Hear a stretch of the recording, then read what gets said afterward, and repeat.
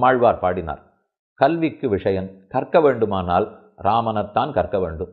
கற்பார் இராமபிரானையல்லால் மற்றும் கற்பரோ புற்பா முதலா புல்லெரும்பாதி ஒன்னின்னியே. புல்லு, எறும்பு, மரம், செடி, கொடி, மக்கள், மாக்கள் அத்தனை பேரையும் புற்பா முதலா புல்லெரும்பாதி ஒன்னின்னியே நற்பாலு குய்த்தனன். நற்பால்னா பரமபதம், வைகுண்டம். நற்பாலு குய்த்தனன் நான்முகனார் பெற்ற நாட்டுளே புற்பா முதலா. நான்முகனார் பிரம்மா. அவரால் படைக்கப்பட்ட இந்த பூமியில் இருக்கிற எல்லாரையும், அயோத்தியில் இருக்கிற அத்தனை பேரையும் நற்பாலு குய்த்தனன். இது ஒரு அர்த்தம். நான்முகனார் பெற்ற நாட்டுளே இருந்தவர்களை நற்பாலு குய்த்தனன். இன்னொரு ஆச்சரியமான அர்த்தம். நான்முகனார் பெற்ற நாட்டுளேயே நற்பாலு குய்த்தனன். ராமன் வாழ்ந்த காலத்தில் கூட இருந்தவர்கள் தனித்து மோட்சத்துக்கெல்லாம் போக வேண்டாமா. அவரோட இருந்ததே மோட்சம், அவரோட இருந்ததே வைகுண்டத்தினுடைய அனுபவம். சாகேதராமனோட கூட இருக்கிறோம்.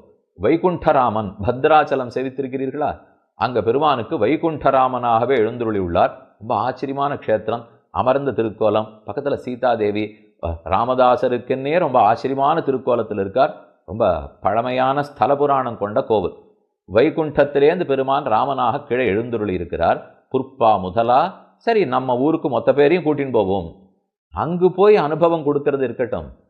அந்த ஊர்ல ராமனோட வாழ்ந்தவர்கள் இது தவிர வைகுந்தத்துக்கு போகணும்னு ஆசைப்பட்டிருப்பார்களா? நற்பாலு குய்த்தனன் நான்முகனார் பெற்ற நாட்டுளே. பிரம்மாவால படைக்கப்பட்ட இந்த பூமியிலேயே வைகுந்தத்தின் ஆனந்தத்தையே ராமன் காட்டிவிட்டார். யாருக்கு? யாரோ வசிஷ்ட விஸ்வாமித்திரரை பற்றி பேச்சில்லை.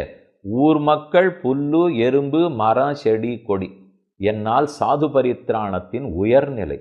விஸ்வாமித்திரரை காப்பாற்றினது, தண்டகாரண்ய ரிஷிகளை காப்பாற்றினது சாது பரித்ராணத்தினுடைய முதல் நிலை. அதை விட அவன்னு நினைத்த உடனே ராமனை பிரிந்தோம்னா ஆவு மழுத அதன் கண்ணு மழுத நான் மாடத்துறையும் பூசை எழுத.